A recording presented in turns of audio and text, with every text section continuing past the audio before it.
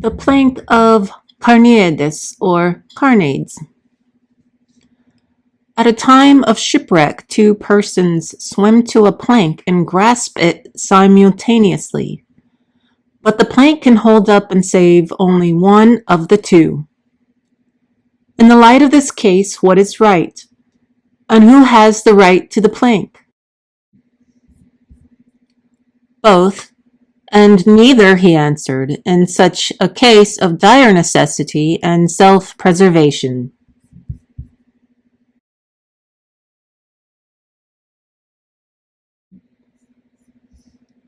The shipwreck and the plank are, of course, metaphors.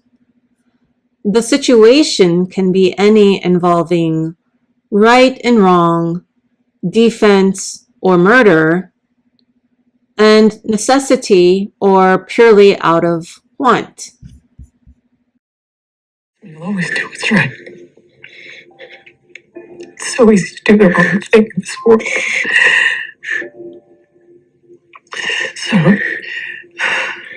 So if it feels wrong, don't do it. All right? If it feels easy, don't do it. Don't let the world know you. No. Carl. She's my mom.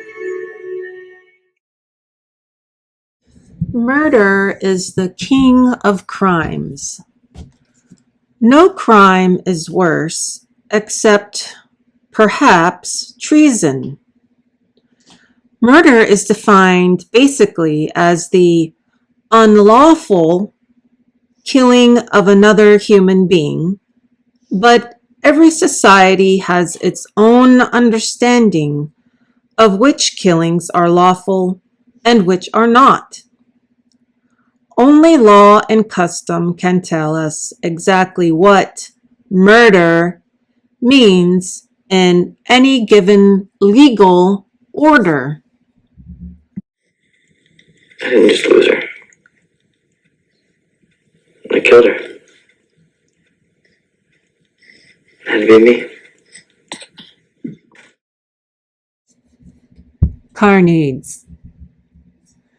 Carneades was born in Cyrene, North Africa. A radical skeptic, he was the first of the philosophers to pronounce the failure of metaphysicians who endeavored to discover rational meanings in religious beliefs. By 159 before Christ, he had begun to refute all dogmatic doctrines, particularly Stoicism. Nor did he spare the Epicureans, as previous skeptics had done. The original theory of probability that he developed was profound and of great consequence. While he attacked the efforts of the Stoics to reconcile popular religions with their philosophical convictions, he also denied the immortality of the gods, their superhuman qualities, pantheism, fatalism, and providence. He refused to accept moral values as absolute, although he taught the necessity of learning how to conduct one's life in an artful manner by combining sagacity and reflective thought. In his practical ethics, he professed a moderate Platonism, devoid of all religious or metaphysical elements. He founded a third or new academy. However, his philosophy had very little in common with Plato, the original founder of the academy.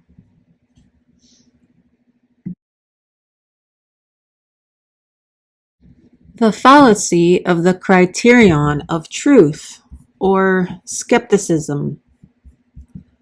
There is absolutely no criterion for truth. For reason, senses, ideas, or whatever else may exist are all deceptive. Even if such criterion were at hand, It could not stand apart from the feelings which sense impressions produce. It is the faculty of feeling that distinguishes the living creature from inanimate things. By means of that feeling, the living creature becomes perceptive of both itself and the external world. There is no sensation or perception of anything unless the sense is irritated, agitated, or perturbed. When an object is indicated, then the senses become irritated and somewhat disturbed. It is impossible that there be an unperturbed presentation of external things. The subject is more or less persuaded by the image it perceives. The strength of that persuasion depends on the disposition of the subject and on the degree of irritation produced by the image. It is not the distinctness of the image that constitutes its credibility. The only way we can ever obtain certitude is by the difficult process of examination. We cannot be satisfied with evidence that it is incomplete and only probable. Our certitude is always a precarious one. Science relies on probability, not on certitude. Please.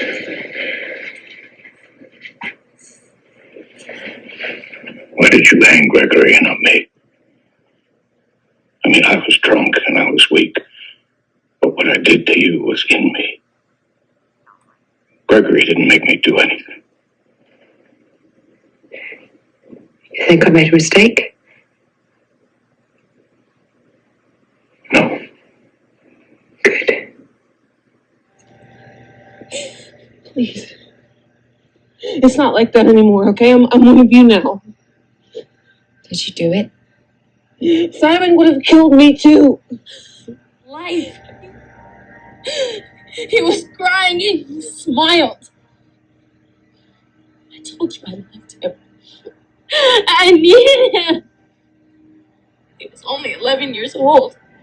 What did you say?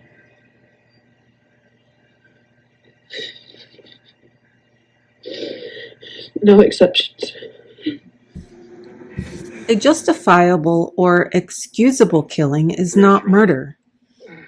For example, in California, a killing is excusable if it was committed by accident or misfortune, and is justifiable when done in self-defense or in the lawful defense of a member of the family. You can kill someone who, for no good reason, is about to plunge a dagger into your heart. In wartime, during battle, soldiers have a positive duty to kill the enemy. But soldiers are not supposed to kill prisoners of war or enemy soldiers who surrender. You can't even murder someone, right? Do you have any final words?